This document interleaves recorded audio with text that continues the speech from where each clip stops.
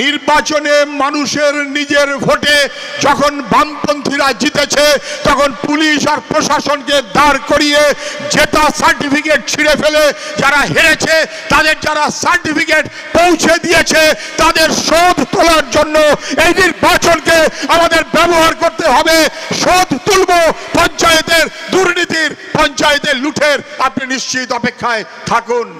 যদি কেউ ভাবেন বড় মাস্তান হয়েছে, পিছনে পুলিশ আছে, আমি বলছি বাবারও বাবা আছে।